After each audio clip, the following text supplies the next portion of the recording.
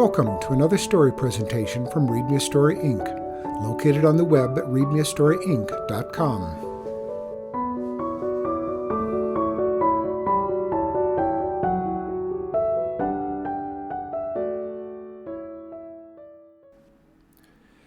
Gammelyn the Dressmaker by Laurence Housman.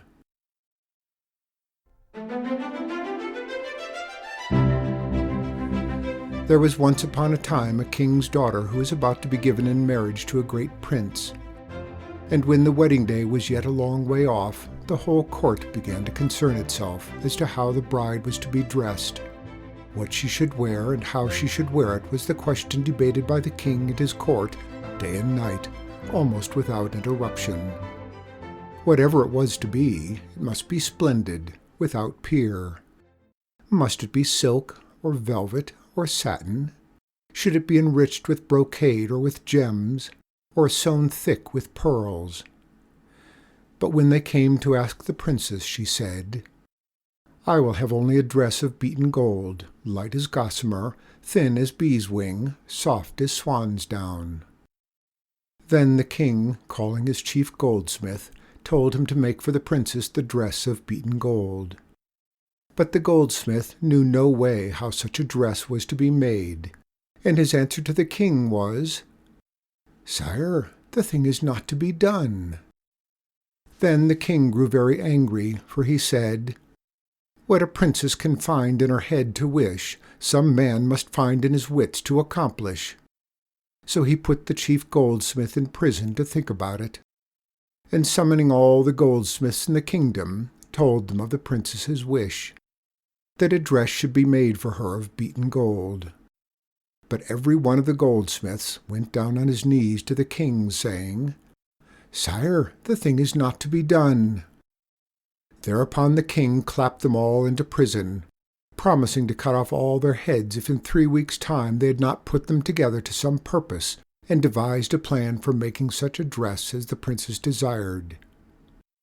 Now just then Gammelyn was passing through the country, and when he heard of all this, he felt sorry for the goldsmiths, who had done nothing wrong, but had told honest truth about themselves to the king. So he set his bright wits to work, and at last said, "I think I can save the goldsmiths their head, for I have found a way of making such a dress as this fine princess desires." Then he went to the king and said, "I have a way of making a dress of beaten gold."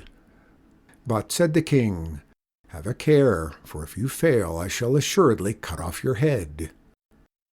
All the same, Gammelyn took the risk willingly and set to work. At first he asked that the princess would tell him what style of dress it should be. And the princess said, "Beaten gold, light as gossamer, thin as bee's wing, soft as swan's down, and it must be made thus." So she showed him of what fashion sleeve and bodice and train should be. Then Gammelyn caused to be made, for he had a palace full of workers put under him, a most lovely dress in the fashion the princess had named, of white cambric closely woven. And the princess came wondering at him, saying that it was only to be of beaten gold. "You wait a while," said Gammelyn, for he had no liking for the princess. Then he asked the king for gold out of his treasury, but the king supplied him instead with gold from the stores of the imprisoned goldsmiths. So he put it in a sack and carried it to a mill and said to the miller, "Grind me this sackful of gold into flour." At first the miller stared at him for a madman, but when he saw the letter in Gammelyn's hands which the king had written, and which said, "I'll cut off your head if you don't," then he set to with a will and ground the gold into a fine golden flour. So Gammelyn shouldered his sack and jogged back to the palace. The next thing he did was to summon all of the gold beaters in the kingdom, which he did easily enough with the king's letter, for directly they saw the words, "I'll cut off your head if you don't," and the king's signature beneath. They came running as fast as their legs could carry them, till all the streets which led up to the palace were full of them. Then Gammelyn chose 100 of the strongest and took them into the chamber where the wedding dress was in making. And the dress he took and spread out on iron tables, and sprinkling the golden flour all over it, set the men to beat day and night for a whole week. And at the end of the week there was a splendid dress that looked as if it were of pure gold only. But the princess said, "My dress must be all gold, and no part cambric. This will not do." "You wait," said Gammelyn. "It is not finished yet." Then he made a fire of sweet spices and sandalwood, jasmine and mignonette, and into the fire he put the wonderful dress. The princess screamed with grief and rage, for she was in love with the dress, though she was so nice in holding him to the conditions of the decree. But Gammelyn persevered, and what happened was this. The fire burnt away all the threads of the cambric, but was not hot enough to melt the gold. And when all the cambric was burnt, then he drew out of the fire a dress of beaten gold, light as gossamer, thin as bee's wing, soft as swan's down, and fragrant as a wind when it blows through the sultan's garden. So all the goldsmiths were set free from prison, and the king appointed Gammelyn his chief goldsmith. But when the princess saw the dress, she was so beside herself with pride and pleasure that she must have also a dress made of pearl, light as gossamer, thin as bee's wing, soft as swan's down. And the king sent for all his jewelers and told them that such a dress was to be made. But they all went down on their bended knees, crying with one voice, "Sire, the thing is not to be done." And all the good they got for that was that they were clapped into prison till a way for doing so should be found.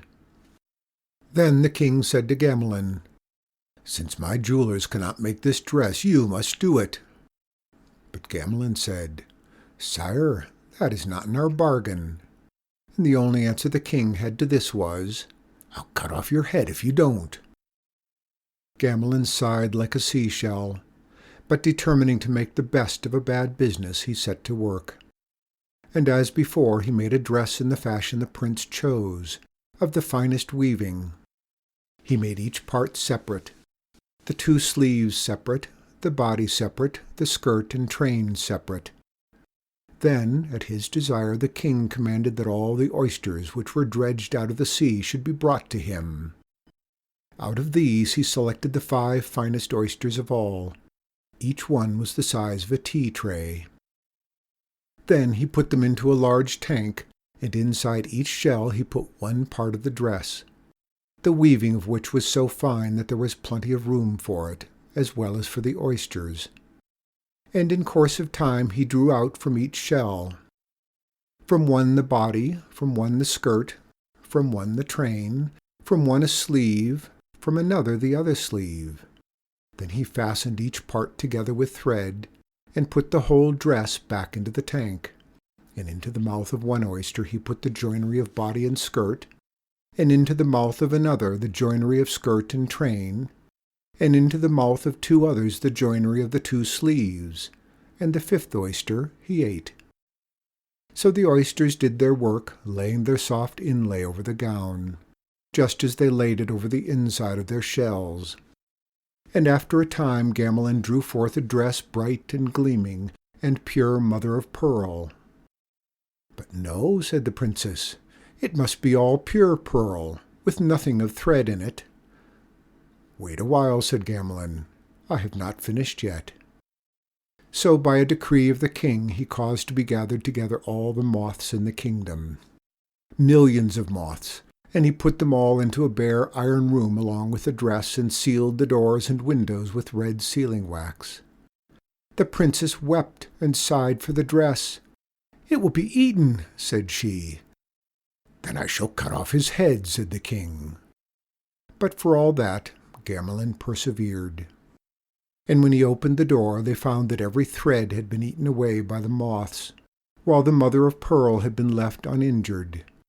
So the dress was a perfect pearl, light as gossamer, thin as bee's wing, soft as swan's down. And the king made Gammelyn his chief jeweler, and set all the other jewelers free. Then the princess was so delighted that she wished to have one more dress also, made all of butterflies' wings. "That was easily done," said Gammelyn, "but it were cruel to ask for such a dress to be made." Nevertheless the princess would have it so, and he should make it.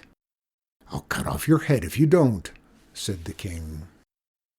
Gammelyn bumbled like a bee, but all he said was, "Many millions butterflies will be wanted for such a work. You must let me have again the 2 dresses, the pearl and the gold. For butterflies love bright colors that gleam and shine, and with these alone can I gather them all in one place." So the princess gave him the 2 dresses, and he went to the highest part of the palace, out onto the battlements of the great tower. There he faced towards the west, where lay a new moon, louting towards the setting sun, and he laid the 2 robes, one on either arm, spreading them abroad till they looked like 2 wings, a gold and a pearl. And a beam of the sun came and kissed the gold wing, and a pale quivering thread of moonlight touched the pearl wing, and Gammelyn sang, "Light of the moon, light of the sun, pearl of the sky, gold from on high, hearken to me. Light of the moon, pearl of the sea, gold of the land, here in my hand I render to thee. Butterflies, come, carry us home, gold of the gnome, pearl of the sea." And as he sang, out of the east came a soft muttering of wings, and a deep moving mass like a bright storm cloud. And out of the sun ran a long gold finger, and out of the moon a pale shivering finger of pearl, and touching the gold and the pearl, these became verily wings and not of dresses. Then, before the princess could scream more than once, or the king say anything about cutting off heads, the bright cloud in the east became a myriad of butterflies, and drawn by the falling flashing sun, and by the faint falling moon, and fanned by the million wings of his fellow creatures, Gammelyn sprang out from the palace wall on the crest of the butterfly wind, and flew away brighter and farther each moment.